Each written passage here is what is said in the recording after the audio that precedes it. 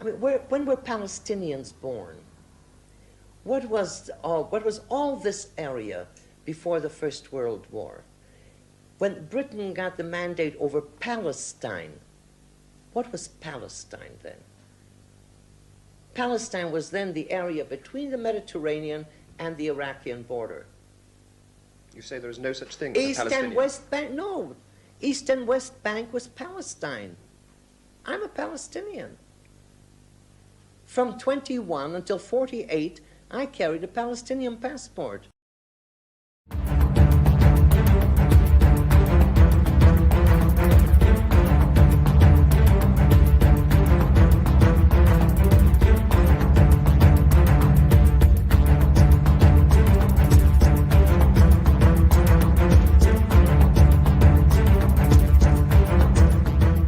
Welcome to the Daily Wrap-Up, a concise show dedicated to bringing you the most relevant independent news as we see it from the last 24 hours. Sunday, May 9th, 2021. Thank you for joining me today.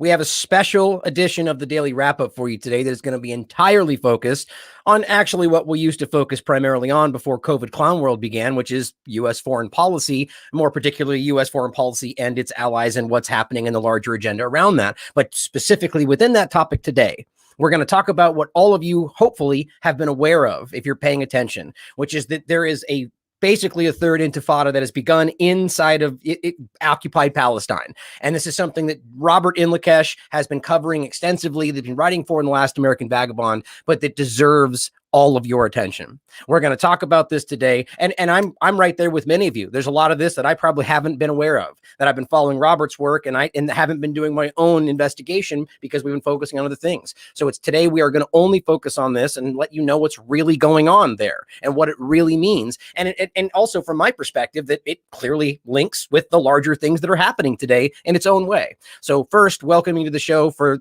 I think the third time is Robert Inlakesh. Thank you for joining me today, brother. How are you?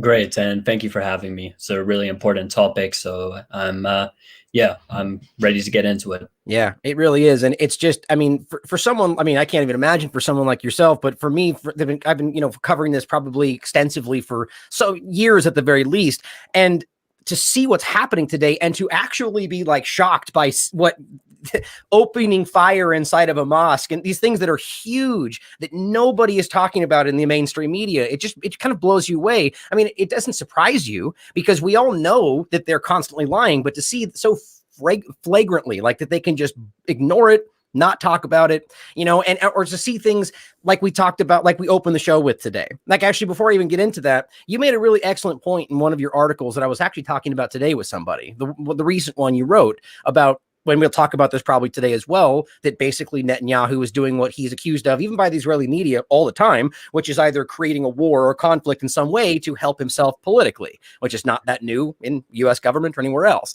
But you made a really interesting point about this weird lens that Americans and a lot of people in the West have in regard to what's happening here, that if it happened the same way at home, they would see it quite differently. And the point you made was, imagine for a moment, you set the table by saying that right now, most Jewish Israelis do not want Arabs in any way, shape, or form in the government, despite having the Arab, I'm blanking on the term, coalition or the Arab, joint list, the Arab joint list. Thank you. And these are political entities, and these are and they're pretty prominent. But the reality is, to compare that to the US, let's say, as you pointed out, or England, or excuse me, the UK, it's to say that imagine that you had white politicians in the US or the UK that are saying, we don't think black people should be allowed to be in politics. Everybody listening right now just went, oh yeah, that's no, right? That's not okay. And that's exactly what's happening in Israel. And it's amazing that we can't recognize, or we choose not to, that that's the same thing.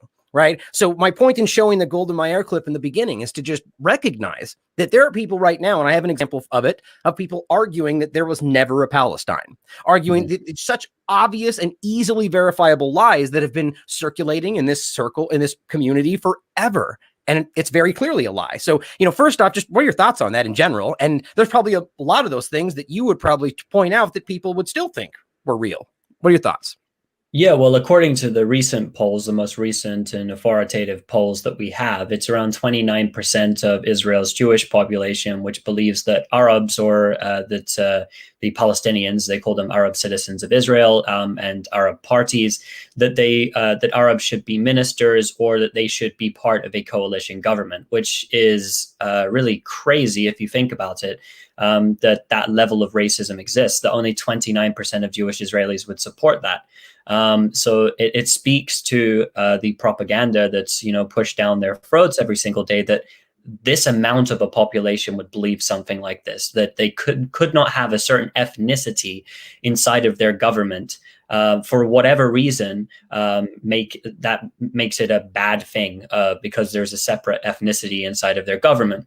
And on top of that, the point that you pulled up and you played that Golda Meir clip, people who are claiming that Palestine never existed or it doesn't exist, these are arguments of people that have already lost the debate. And they're pulling up things which are clearly just ridiculous points. They have nothing to do with what's going on now. And if that's your only response, then you've lost the debate already. And there's no point you even being in the debate. What Golda Meir said in that clip is that you have the East and West Bank. So she's essentially saying that Palestine was the area of what is now Jordan and also what is historic Palestine, like the primary part of Palestine, right? And that's what she was referring to, trying to make that argument. And of course, many will try and say, quoting the old Joan Peters book, which was a fraud, trying to claim that Palestinians didn't live in Palestine and they just all flocked to the country. And she messed with numbers, Joan Peters, in her book. I think it's called From Time Immemorial. Norman Finkelstein was the one that was credited with debunking this fraud of a book which came out, and it's still sold today, this book.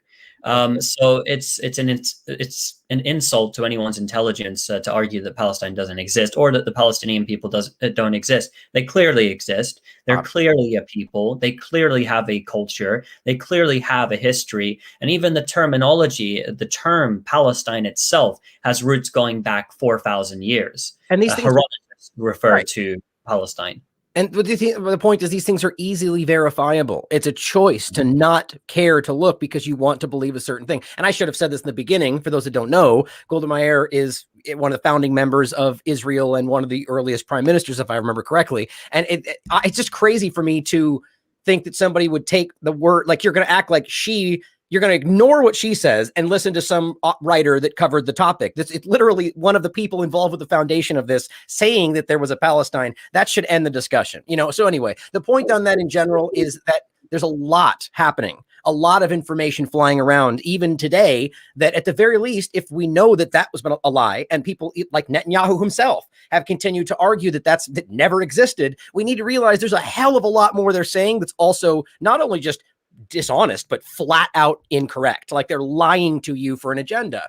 And that thing, it's not unique to Israel's government. Our government does it. The UK government does it, but recognize that it is happening. So on that note, what is ultimately happening today? Because as following your work so far, you were one of the earliest people that I saw that were pointing to this before it was starting and saying this is building. Like right now, the attack on the I forget the name of the town, where you had the Lahava group that basically went in there with their signs, this racist Jewish supremacist group, which is what even the Israeli government calls them, going in there and beating people up and attacking. These are settlers, right? And so this build and build and build, and now we're seeing something actually kick off. And I believe this had to do specifically with the actions in the Al-Aqsa Mosque. So what you can start anywhere you want, what you think is relevant. Where did this start and where are we now and why is this important? So this has been building throughout Ramadan. And so what you just referred to there, the Hava group, the settler, right-wing extremist, fascist settler group who came out onto the streets a few weeks ago, who were chanting death to Arabs, and were talking about burning down Arab villages and all these different chants that they had, clearly racist. And they were condemned by the mainstream Western press, actually. And that sort of escalated tensions at that point. But that's not where it all started, of course. And this was in the heart of Jerusalem, near the old city, that this demonstration had taken place, around 1,000 of these extremist settlers. And so, first of all, what I'd like to do is analyze just that event, and we can go back to the beginning of Ramadan when this whole entire escalation started, really, because it's been going on for the entire month. It's not been something that just happened yesterday, like the mainstream press would like to report, and just random clashes, or as, for instance, the Independent or the Not So Independent puts it in one of their headlines, that 200 Palestinians had been injured in clashes with Israeli police at mosque. And that's what they're saying happened on Friday. So to go back to what happened with that extremist settler group, which had been described by the likes of Dan Cohen, journalist, as a lynch mob, as a modern day lynch mob, that group in of itself there, they have links to, or its leader, that group's leader, has direct links and is a close ally of a man named Itamar Ben-Gvir, who heads up Otzma Yehudit, that translates as the Jewish Power Party. Now, Itamar Ben-Gvir is actually in the Israeli government. Now, previously, Otzma Yehudit was banned from the Israeli government because it was too extreme. Itamar Ben-Gvir is a man who had been convicted of inciting racism. So he's literally somebody who's, a racist criminal, and convicted in Israeli courts of inciting racism. He is in the Knesset in a group called the Zionist Religious Zionism, or the Religious Zionism Slate. That's headed up by a man called Bezalel Smotrich. This figure, racist figure, had argued for legislation to be passed for the Knesset so that they would have segregated maternity wards in Israel, so that essentially Jewish women would not have to give birth in the presence of Arabs. That's how incredibly racist this is. So and that's people need to, that kind of a thing, right? This is the kind of point we made in the very beginning. I'm sorry to interrupt, but we just need to make sure that this is inherently racist by the very definition of the word. There's no other justification for that. There's not some narrative about, Palestinians attacking people inside of in the maternity wards, or at the very least, they make this argument elsewhere. This is simply because they do not want to be around somebody. I mean, arguably a lot of other people, but specifically Palestinians. And that's just insulting, especially from a government, whether the UK or the United States, that are openly right now they're waging some war on racism, this big effort. Their chief ally is one of the most racist governments on the planet, in my opinion. It's ridiculous. Please continue. I mean, even with this, the Israeli government for a long time has, of course, it's run an apartheid regime.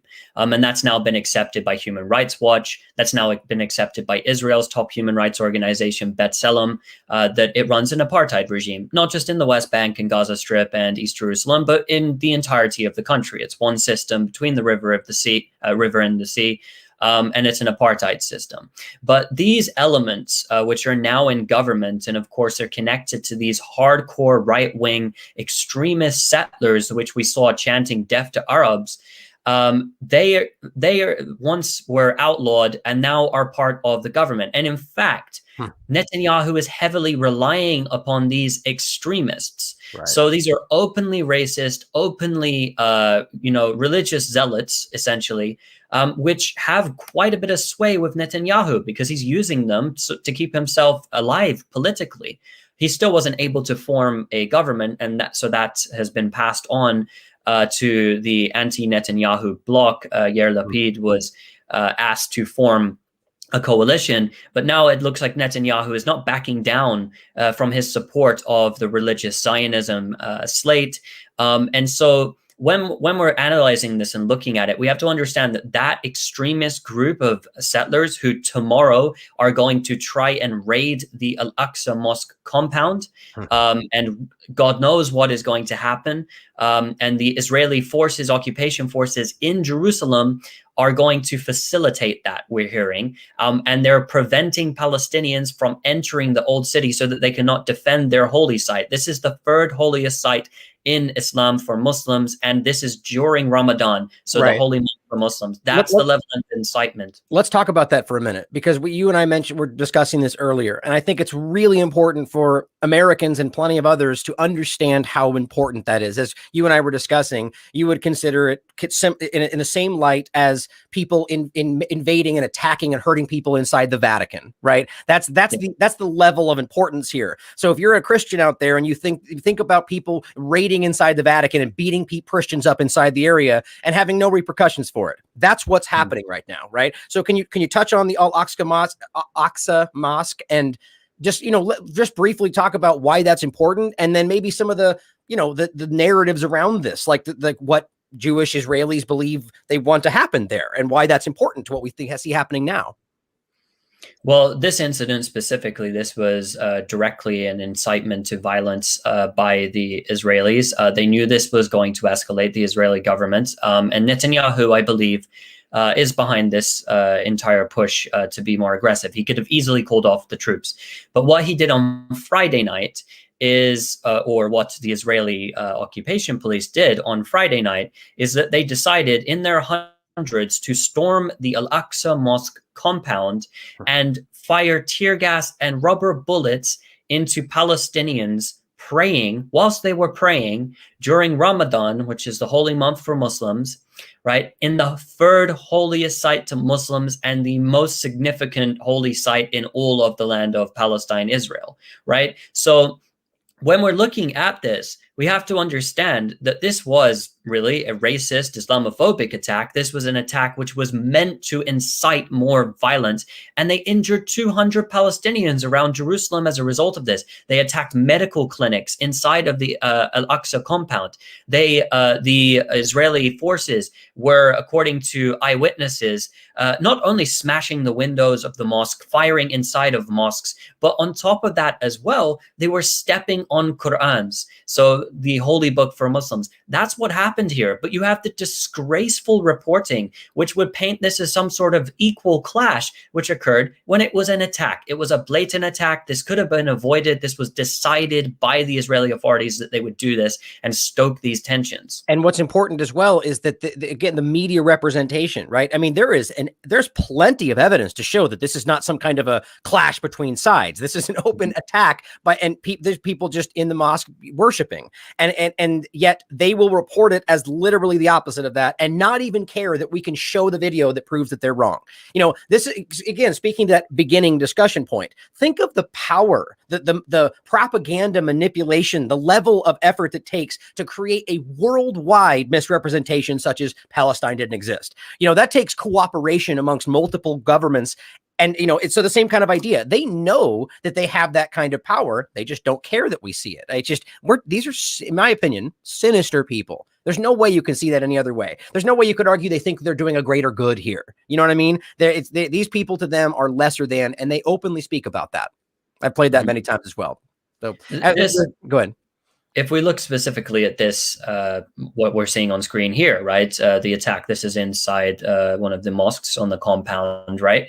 Why is this in any way justifiable? And where else would it be justifiable? Who would accept this? What people would accept this? What group would accept this? Nobody. This is an attack on innocent people who are unarmed in a holy site on a holy month. So if we were to compare this, like you said, with the Vatican analysis there, if you were to compare it to, for instance, with Christians, right? If this happened at the Vatican, that some police forces, right, came in, and they're from another religion, right, and they came in and they started shooting people and firing tear gas at people whilst they were praying on Christmas, right, in the Vatican. Right. That's the sort of incident that this was, and it's not been reported as such. This was really, you could argue this was a terrorist attack. Right. I mean, really, let's not mince words here. I mean, the first thing you said as well is important, because it's important to recognize that it's another ethnicity doing this. So for instance, I mean, this is the same because of all the propaganda being worked up by our government, making, for all the years now, there's plenty of Americans that if you said Muslims raided a Christian church, they would lose their minds. Right. And so the point is the same thing here. Of course, this is, and it's important before we even say that to recognize we're not using that term in the political sense. We're the definition of the word, an act of violence with the ends of achieving a political goal. That is what terrorism is. That's terrorism.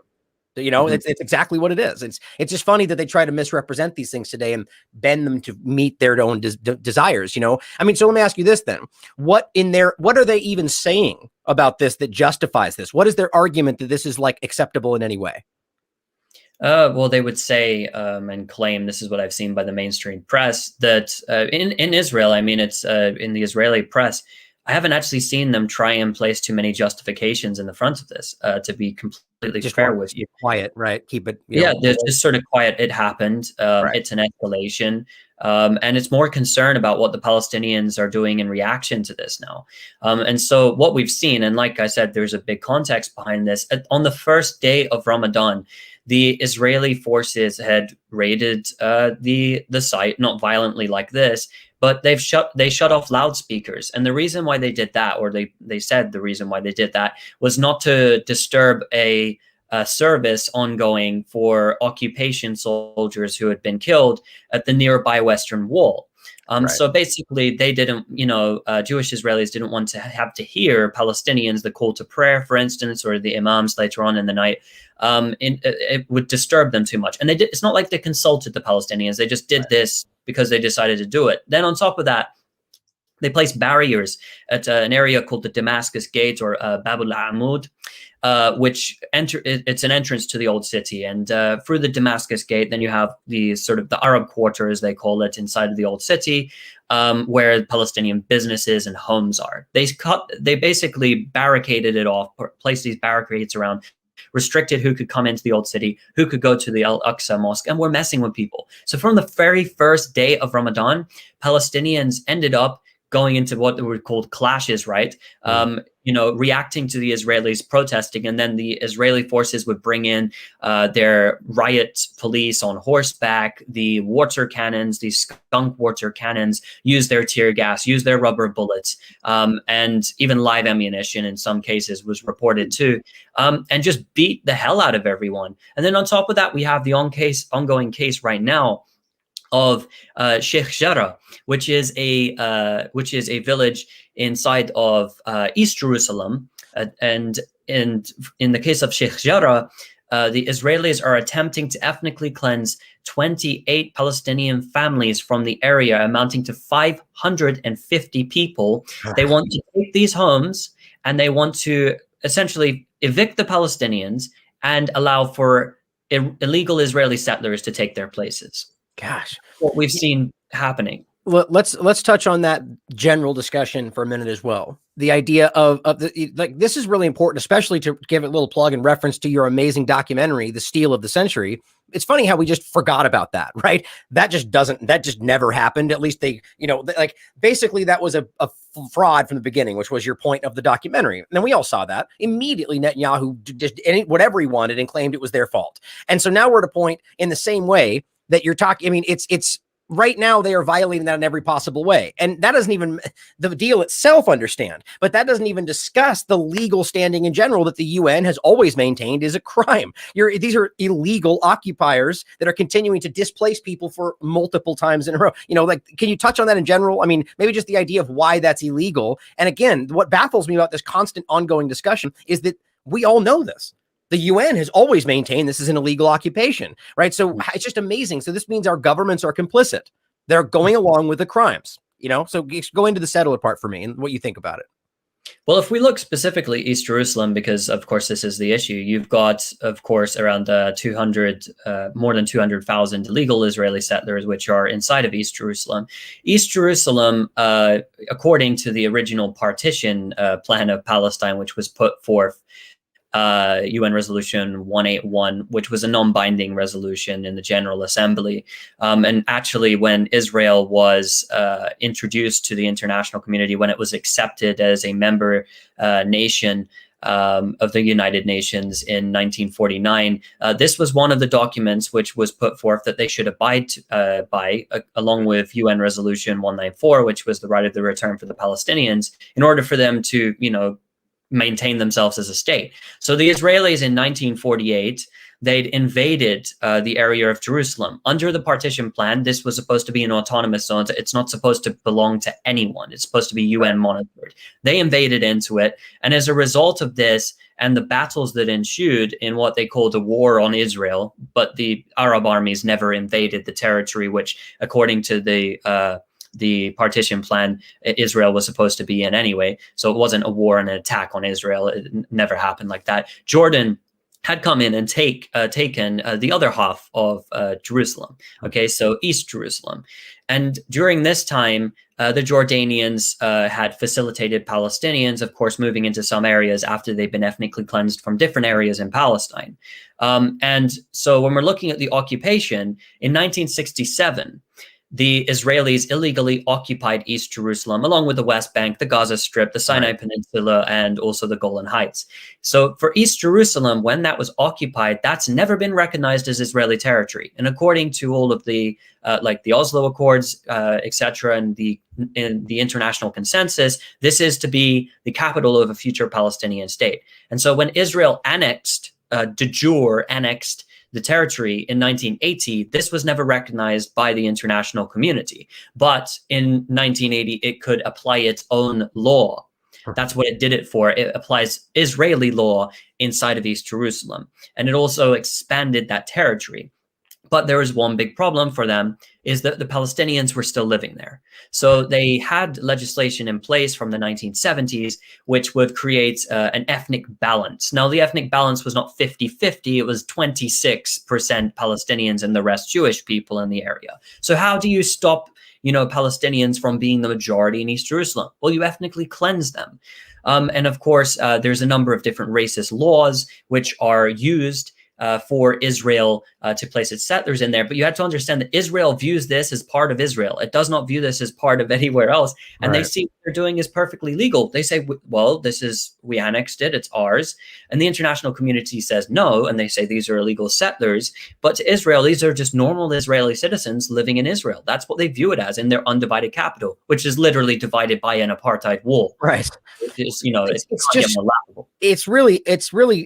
it makes you like your stomach turn to think about how long. So you're talking about even back in the 80s, even these are actions that were openly illegal, internationally speaking, in any way you want to frame it. So nothing happened, right? It's amazing that we can pretend like this is not the case when the history is quite clear. Why didn't the international community do anything? Why didn't the U.S. government do anything? There's not even a question about, let me ask you this, in Israeli government's perspective, is that an illegal act that they committed? What's their justification for what happened in 1980? In 1980, that's a decision they made to do a de jure annexation. So last year, for instance, Netanyahu had promised in his election campaign that if he became prime minister, he would annex, or what he would, as he termed it, establish Israeli sovereignty over the Jordan Valley inside of the West Bank. Which is a crime. Which is a crime. Which is a crime, yeah. Right, and no one disagrees with that at the United Nations, and these are openly stated. I'm going to commit these crimes because I just don't think they're illegal. Like this is almost juvenile. You know what I mean? Like it's incredible that, and this again, just to make the same point, is because our governments allow it. Period. And it's utter insanity. If you look what they're doing now, the most pertinent issue, I think, the one that's the most important at the moment is the case of Sheikh Jarrah. So the people of Sheikh Jarrah, Israel orders, and it says that these people in Sheikh Jarrah don't have proof that they've been living like in these properties, right? That the paperwork wasn't done under Jordanian rule, and that these homes or the area used to be owned by Jews. And so according to Israel's 1950 absentees property law, and they use this, by the way, it's well documented in the Human Rights Watch report. If anyone wants to go through the 220 plus page report there, I'll include it. It's well documented how this absentees property law was used to annex Palestinian territory, going back to the law's inception. But now they use this in East Jerusalem, along with a decision made in the Knesset in 1977 in order to say this land that used to belong to Jewish people can be returned to Jewish people. But there's no such thing for Palestinians on the other side. So Palestinians can't claim land. The people of Sheikh Jarrah, though, these people specifically, and why the case is so incredibly ridiculous, even by the Israeli legal system standards. And we have to understand this is not just settlers coming in by themselves. This is the whole Israeli legal system which backs them in this, right? Of course. And so this situation here the residents of Sheikh Jarrah are actually refugees in 1947 and 1948 from places like Haifa and Jaffa, which were ethnically cleansed by Israel, the Zionist gangs at the time. So at the very least, this is the second time they've been illegally displaced. Exactly. And then what happened with that is when they were ethnically cleansed, the Jordanian authorities, essentially in return for them, giving up their refugee status, they would be rehomed in East Jerusalem in Sheikh Jarrah. And most of the properties there were built by the Jordanians. Right. Now, the argument is in the Israeli courts is, oh, well, there's no proof the documentation wasn't completed, right, by the Jordanians by the time that Israel had occupied East Jerusalem in 1967. Oh, so it's not valid. And so people who have been living in these houses their entire lives are being kicked out. And it's happened before as well. This is not the first time. Right. There's illegal Israeli settlers currently living in Palestinian properties there who harass Palestinians on a daily basis and are attacking Palestinians. And they're going to take over more homes. And these are not people, like, for instance, it's not, some sort of story that you can paint like, oh, the ancestors of Jewish people who were living there before and they were pushed out, they're now coming back to their homes in a peaceful manner. No, it's not. It's not the ancestors of people who were once living there. It's Israeli settlers who are allowed to go in there by the settler organizations, which have claimed the property as their own, and the courts have given it to them. And so the Israeli police come in, they evict these families, and then the settlers can go in. Some of the homes, they've still got their family pictures on the walls, and the Israelis just come in and throw it on the floor. This is how ridiculous this is. And then the people are homeless. Where do they go? So to be clear on the point in regard to this specific location, so you can verify, historically speaking, that what they're saying is not true. That in fact that their homes were not. It wasn't originally Jewish homes, right? And this is the point. Wasn't there an example? Is this the right story about they are claiming there was like Jewish kings or some kind of a garden or something? Am I misremembering that story? This is in Silwan. In Silwan, they want to destroy Palestinian properties, which would displace 1,150 Palestinians, making them homeless, in order to build a garden for Israeli kings. Which is a joke because that doesn't exist, right? And this is the point. That Palestine exists, and we know that that's not true, what they're trying to say right there. This is fable, and this is what's so incredibly frustrating. But also the point on this is that we're talking about these people, like you said, where are they going to go? They don't just have another house to move to, right? This is the house. This is what they put together after being pushed out of their original house. This is obscene, right? And the idea is that, as many people probably don't know, is that they have to, in many cases, tear down their own homes or pay for it, right? So they kick them out and then make them pay for them to demolish their home. Otherwise, they have to destroy it themselves in many cases, right? This is, again, this just is, there's no way an honest person could recognize this as being okay.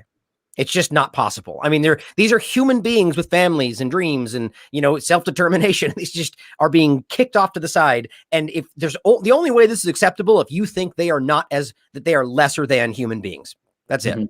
And that's the way Palestinians are viewed. I'm not saying every single Israeli views them this way. In fact, for sure, that's not the case, because you've talked about in the past, there's a lot of groups, a lot of Orthodox Jewish groups that are actively fighting for the Palestinian people. It's important to point out. Yeah, and lots of secular groups as well. But the majority of Israelis don't want to know, don't know, or know and fully support. And that's how it is. A lot of people live in La La Land. I've traveled over there many times, so I know, and speaking to people live in La La Land, and they think they can live operating this apartheid system and just pretend Palestinians aren't really there. They don't really have to communicate with them, do much, unless they're in the military and they're physically oppressing them. And they're just these terrorists who are causing problems. Gaza's problem. And that's one of those other big, I'm glad you said that, because I forgot it in the beginning. That's one of the other most absurd general claims that all of them are terrorists. every Palestinian's a terrorist. Like, that's what there's no way you could even make that logical argument. You know what I mean? And it's verifiably untrue. So it's the same kind of a thing. But bringing this into, unless there's any other points you want to make to kind of the build up there, where is this going? Not only your predictions of where it might end, like, what is the driving factor here, and what are they both fighting for, and where is this ultimately going, right? And what do you think will ultimately happen here? So there is 2 points to analyze here, and of course, on top of that, what may happen, and we can speculate over that. Tomorrow, the settlers, of course, when we're looking at what may happen, the settlers, approximately 3,000. Some people have even said their estimates up to 30,000 settlers may show up, but we don't know yet. These extremist settlers, these racist settlers, will show up and attempt to raid Al-Aqsa Mosque, and so this is going to ignite a storm inside of all of the occupied territories, the entire country. Palestinians are going to react throughout. If we're going to analyze the Israeli government's role in this and what Netanyahu is doing at the moment, he's in a position where he's backing these extremist right-wing settlers. He wants to keep them on side. Ideally, I think he wants to go for a 5th round of elections. It's the best for him because he couldn't form a coalition government. He couldn't form his cabinet. So he does not want the opposition to be able to do that. He knows that the opposition, if there is a mass uprising by Palestinians, he knows that the opposition can't form a coalition. It would go to a 5th round of elections. And so he wants to keep those right-wing settlers on side, so he's backing them. And you'll see the statements from the Israeli authorities only condemn the Palestinians for clashing with the police, as they say, and not the police violence, not the settler violence, not the settler racists, not the eviction of Palestinians from homes, for instance. They've taken a hardline stance alongside the settlers. And so at this point, the settlers, the extremist settlers, have a lot of sway over Netanyahu, and Netanyahu wants to keep them on board for his own political survival. And the question becomes, does Netanyahu care more about his own political survival than he does about Israel itself? And that brings us to the Palestinians and what the Palestinian response has been and will be. The Palestinians, their anger, their collective outrage at what's been going on has been building. And what happened in Masjid al-Aqsa with the attack by hundreds of Israeli forces on worshippers there has ignited a storm, the likes of which we have not even seen before in terms of Palestinians with Israeli passports inside of what is Israel proper as it's referred to as, have rose up tonight. Just tonight, we've seen in Haifa, in Jaffa, in Nazareth, that Palestinians are rising up. In the West Bank, they've been rising up, and even committing these desperate armed attacks, the likes of which we haven't seen in years. And then on top of that, in East Jerusalem, the people are fed up. They're absolutely fed up, and they're not having it anymore. They're not having the daily oppression, the eviction from their homes, the home demolitions, the murder of their family members, the imprisonment of their family members, the checkpoints, everything that's going on. And we could go through the list. And the Gaza Strip has now got involved, and the armed factions have now got involved as well. So the armed factions are going to give an armed response to what Israel has done from the Gaza Strip. The people in Gaza as well, there's talk of them reviving the Great Return March, which we saw start on the 30th of March 2018. And at least at night now, what we've seen is that Palestinians have been coming out to the fence during the day as well, and at night protesting against the Israelis, fearless, the way that they've been protesting in order to show their collective outrage, doing whatever they can. And so we've seen throughout the territories that Palestinians are energized, that they are willing and ready to essentially sacrifice even their lives, if it means that, for their freedom in a way that we haven't seen in years. This is perhaps one of the best positions that the Palestinians have been in order to extract some sort of at least something from the Israelis, to have a better way of life that we have seen in years. Perhaps in the history of the conflict, this is one of the best moments for the Palestinians, maybe the best moment, if they take advantage of this situation and come together, all of them. Because the Israeli political system is extremely divided, and not only inside Palestine, in the camps in Lebanon, the camps in Syria, the camps in Jordan, all around the world, Palestinians are outraged. And people are becoming outraged because you cannot deny what your eyes show you. Right. The mainstream media might say it's an optical illusion and it was a clash, but you've seen the videos. You can go watch the live streams from the very start of the events and you can see what's happening. Everyone can see Human Rights Watch, B'Tselem, their report saying it's apartheid. Everyone knows that the ICC is investigating war crimes and the Israelis are rejecting it. We can all see the eyes are on, the pressure is on legally with the ICC, the pressure is on PR-wise with the human rights organizations and what they've declared, and the people around the world that have had enough and they're boycotting. The Israeli political system is in turmoil. And then on top of that, as well. Israel is not making friends in the region surrounding it. It's making more conflict with Syria, with Lebanon, Hezbollah in Lebanon, with Iran, and it's going towards a conflict with Gaza. So Israel's in a bad position, and it's igniting an intifada, and it has been declared as such by some Palestinian organizations. And if tomorrow night goes extremely violently, I'm going to confidently say that this will be the third intifada, and it already looks like this has started, and it's been boiling for some time. And I can't see Palestinians being quiet at this point. It's too much what's happened to them, and the collective outrage is now reaching the mainstream, and we're seeing the reaction from Palestinians. Yeah, quite frankly, I don't see how you can ignore and do nothing at this point. You know, this is a perfect opportunity to make sure people remember that, according to the United Nations, that's never faltered on this point, they have a right to armed rebellion. Like, this is what the mainstream media will never tell you. It's an illegal occupation, and the UN's always claimed that. And that means the people under that illegal occupation have a right, an international right to armed rebellion. So when they say that, oh, they threw a rock, so we shot that child, it's absurd to argue that this is somehow justified, you know, even in a normal sense. But then add on the fact that they have a right to armed rebellion. I wouldn't call a rock armed rebellion. You know, what they're, you know, the idea that they have a right to fight back is just completely undermined and ignored. And there's a reason for that. Just like they lied that there wasn't a Palestine and everything else they're doing. Mm-hmm. But obviously, I don't think, at least from my perspective, I would never argue that it's a positive thing to see some kind of conflict, because people always get hurt that aren't even involved, especially when you have a government like the Israeli government that historically has been wildly, you know, what's the right word for it? Just the US government does the same thing. They have the technology to be pinpoint accurate, but they choose not to be, right? It's a malicious tactic that we see all the time. And it's hard. So I ultimately hope that we don't see some kind of massive war, but at the same time, it's kind of a conflicting thought. I hope that they do what they need to do, because we continue to see these people oppressed. And I mean, for how long has this been going on? When was the year that this began, in your opinion? 1947, really, in terms of and then 1948, Israel was created. Just think about how long this has been going on and how long the information has been in front of you, everybody out there watching, and it's still happening. And even before that, really, like, I mean, there was ethnic cleansing that was going on before that, into the early 1900s, so into the late 1800s. So, yeah, a very long time. Can you do just? We'll have a few minutes left. Can you just speak for me on the idea of Al-Aqsa Mosque and what Jewish Israelis believe should be there, right? Because this is one of the interesting points about how there's this, you know, theory or what's the right word for it?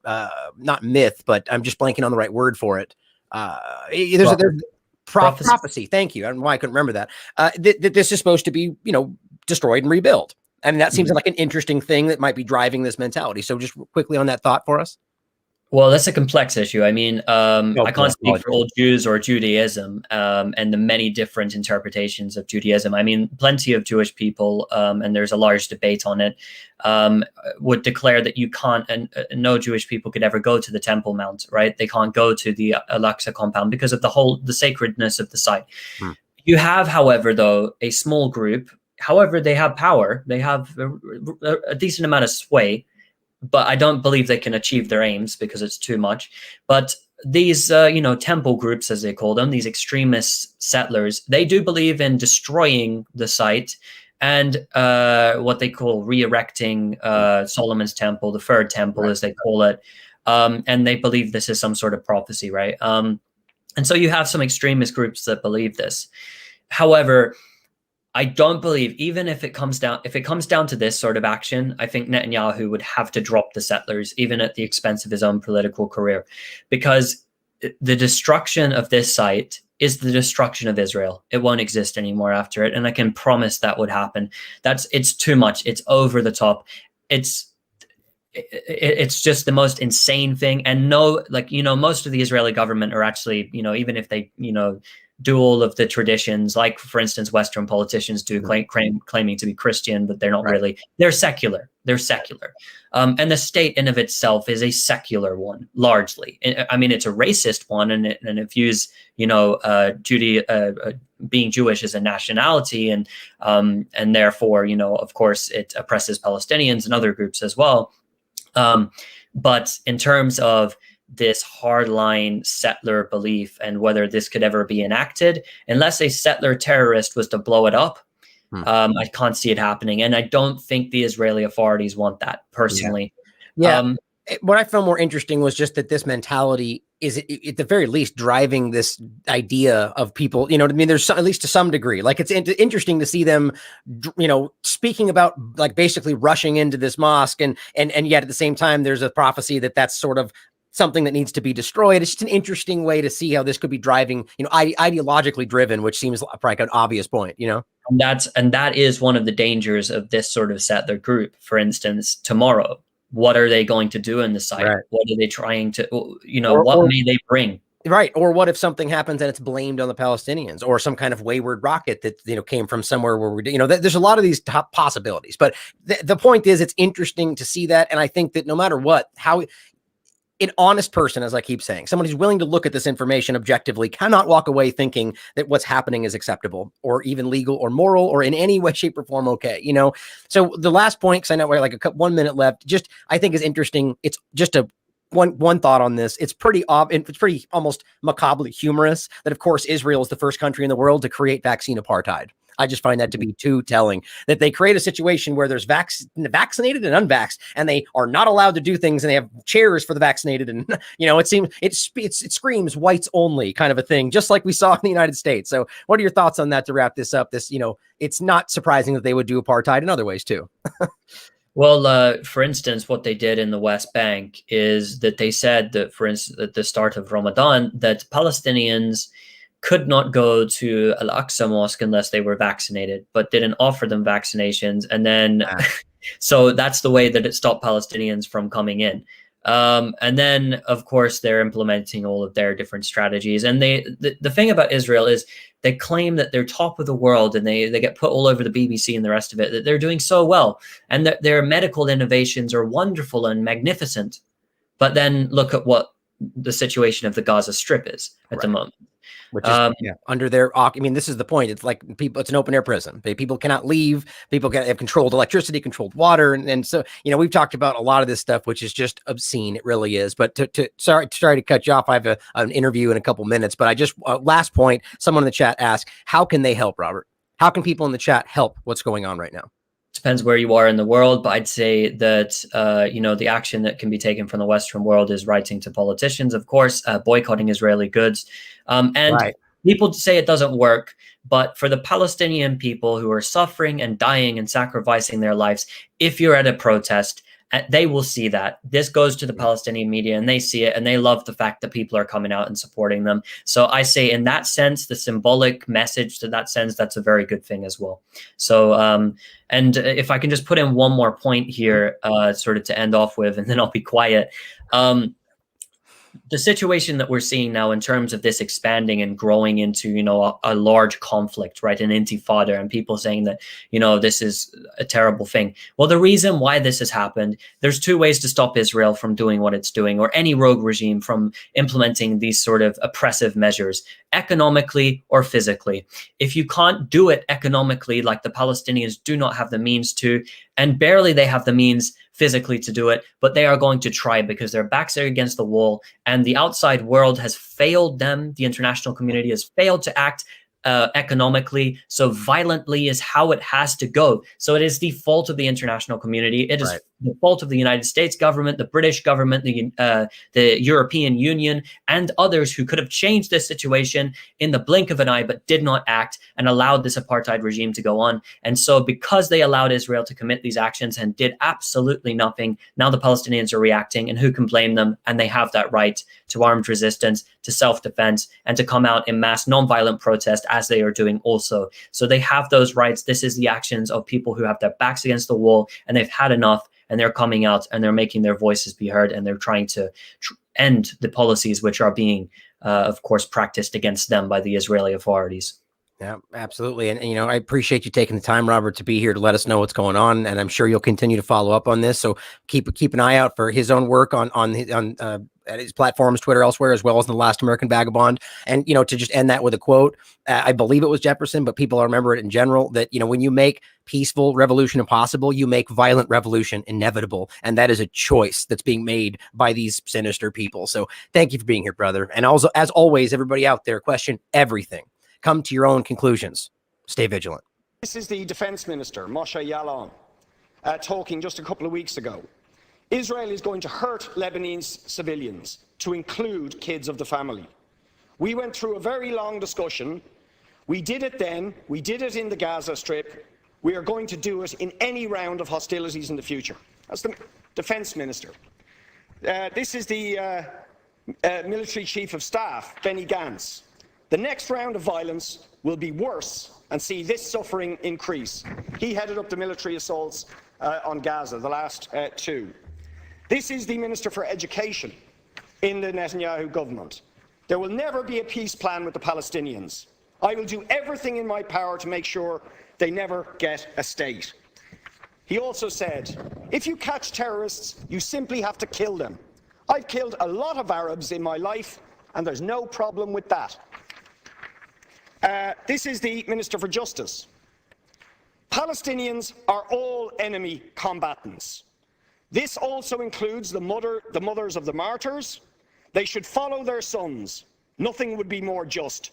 They should go, as should the physical homes in which they raised the snakes. Otherwise, more little snakes will be raised there. That's the Israeli Minister for Justice in the last few months. The Israeli Deputy Minister for Defense. Palestinians are beasts.